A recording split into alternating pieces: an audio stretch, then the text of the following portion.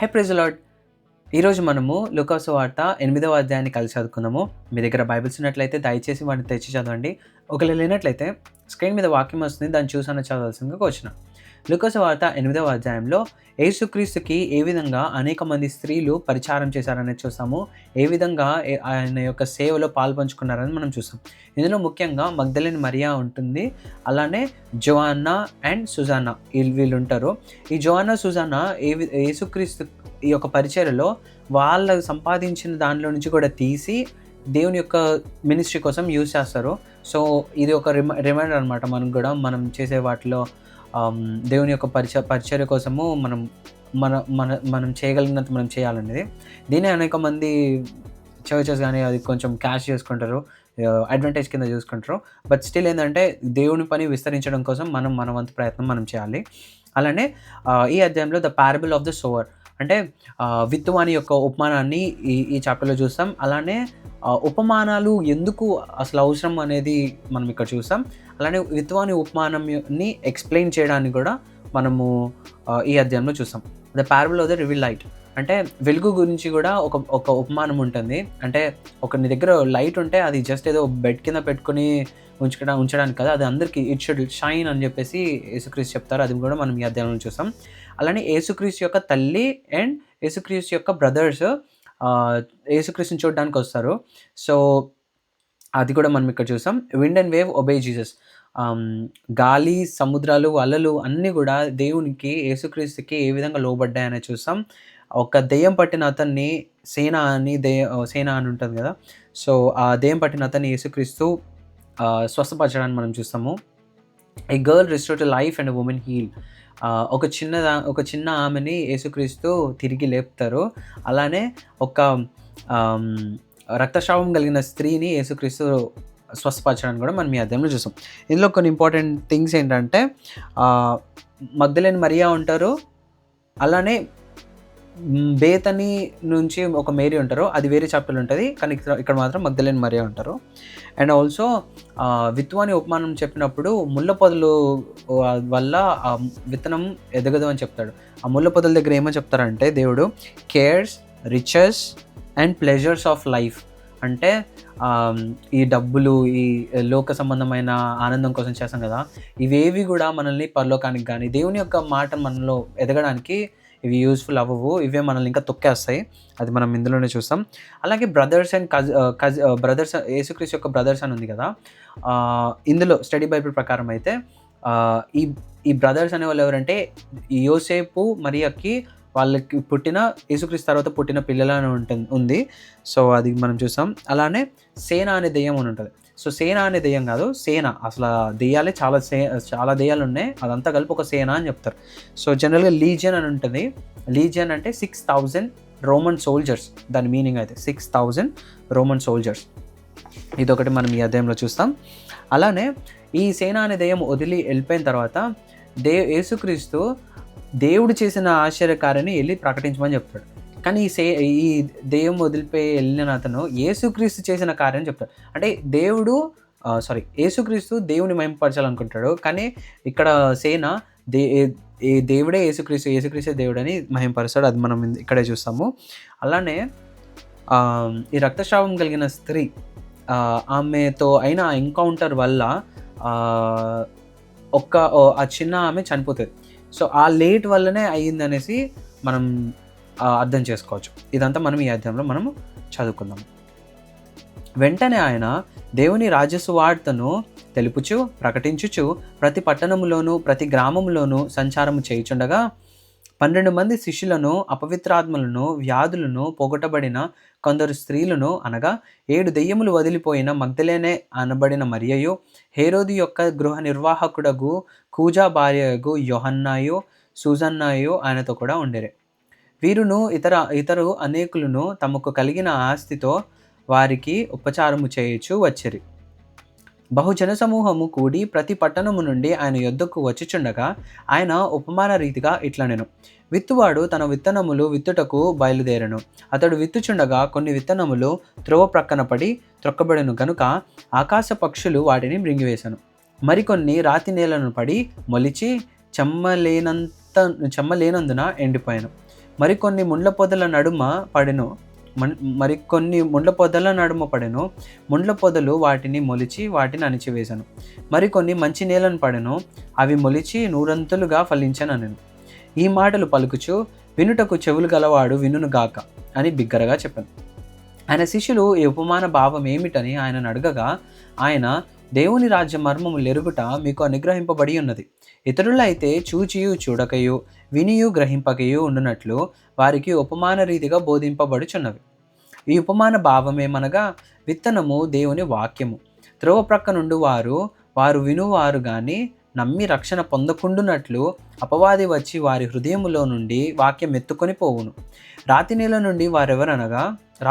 నుండి వారెవరనగా వినునప్పుడు వాక్యమును సంతోషంగా అంగీకరించువారు, కానీ వారికి వేరు లేనందున కొంచెం కాలము నమ్మి శోధన కాలమున తొలగిపోవుదురు. ముండ్ల పొదలలో పడిన విత్తనమున పోలిన వారెవరనగా విని కాలము గడిచిన కొలది ఈ జీవన సంబంధమైన విచారముల చేతను ధనభోగముల చేతను అణిచివేయబడి పరిపక్వముగా ఫలింపని వారు. మంచి నేల నుండి విత్తనమును పోలిన వారెవరనగా యోగ్యమైన మంచి మనసుతో వాక్యము విని దానిని అవలంబించి ఓపికతో ఫలించువారు. ఎవడును దీపము ముట్టించి పాత్రతో కప్పివేయడు, మంచం క్రింద పెట్టడు, కానీ లోపలికి వచ్చి వారిని వెలుగు అగపడవలెనని దీపస్తంభము మీద దానిని పెట్టును. తేటపరచబడిన రహస్యం ఏదియూ లేదు, తెలియజేయబడకయు బయలుపడకయు నుండు మరుగైనదేదియూ లేదు. కలిగిన వానికి ఇయ్యబడును, లేని వాని యొద్ద నుండి తనకు కలదని అనుకొనున్నది కూడా తీసివేయబడును. గనుక మీరేలాగూ వినుచున్నారో చూచుకొనుడని చెప్పాను. ఆయన తల్లియు సహోదరులను ఆయన యొద్దకు వచ్చి జనులు గుంపుగా ఉండుట చేత ఆయన దగ్గరకు రాలేకపోయేరు. అప్పుడు, నీ తల్లియు నీ సహోదరులు నిన్ను చూడగోరి వెలుపల్లా నిలిచి ఉన్నారని ఎవరో ఆయనకు తెలియజేశారు. అందుకైన దేవుని వాక్యము విని దాని ప్రకారం జరిగించు వీరే నా తల్లియు నా సహోదరులని వారితో చెప్పాను. మరి ఒకనాడు ఆయన తన శిష్యులతో కూడా ఒక దోణి ఎక్కి సరస్సు అద్దరికి పోదమని వారితో చెప్పగా, వారు ఆ దోణెను త్రోసి బయలుదేరిరి. వారు వెళ్ళుచుండగా ఆయన నిద్రించెను. అంతలో గాలివాన సరస్సు మీదకి వచ్చి దోణి నీళ్లతో నిండినందున వారు అపాయకరమైన స్థితిలో ఉండిరి. గనుక ఆయన యొద్దకు వచ్చి, ప్రభువా నశించిపోవచ్చున్నామని చెప్పి ఆయనను లేపిరి. ఆయన లేచి గాలిని నీటి పొంగును గద్దింపగానే అవి అణిగి నిమ్మలమాయెను. అప్పుడు ఆయన, మీ విశ్వాసం ఎక్కడా అని వారితో అనెను. అయితే వారు భయపడి, ఈయన గాలికిని నీళ్లకును ఆజ్ఞాపింపగా అవి లోబడుచున్నవే, ఈయన ఎవరో అని ఒకరితోనొకడు చెప్పుకొని ఆశ్చర్యపడిరి. వారు గలిలియాకు ఎదురుగా ఉండు గెరాసీనీయుల దేశమునకు వచ్చిరి. ఆయన ఒడ్డున దిగినప్పుడు ఆ ఊరి వాడొకడు ఆయనకు ఎదురుగా వచ్చెను.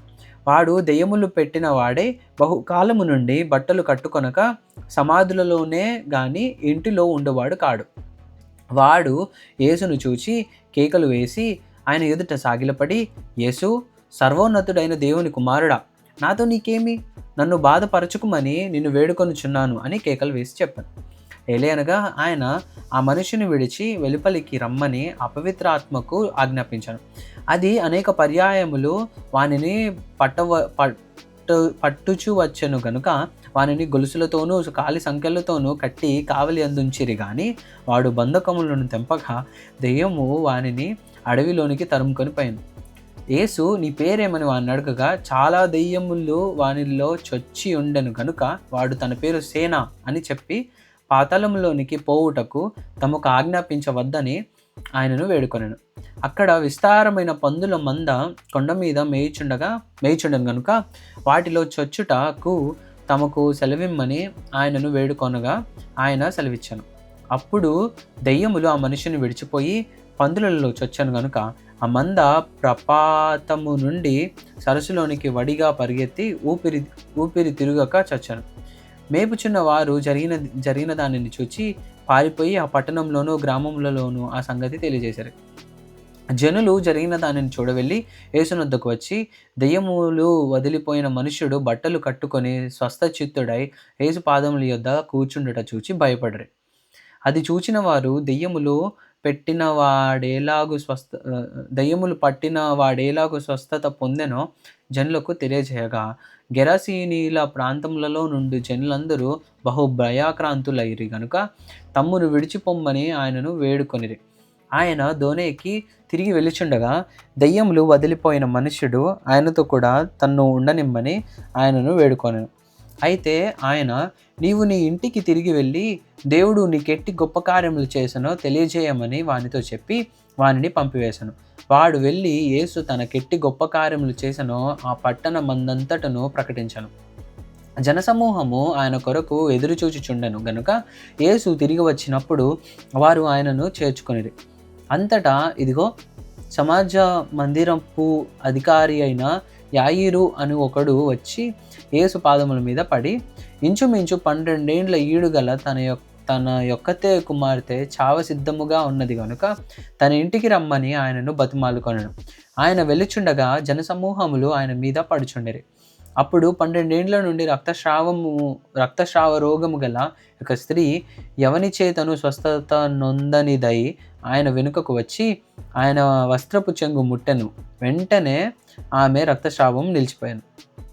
నన్ను ముట్టినది ఎవరని యేసు అడగగా అందరూ మెరుగమన్నప్పుడు పేతురు, ఏలినవాడా, జనసమూహములు కిక్కెరిసి నీ మీద పడుచున్నారనగా యేసు, ఎవ్వడో నన్ను ముట్టెను, ప్రభావము నాలో నుండి వెడలిపోయినదని నాకు తెలిసినదనెను.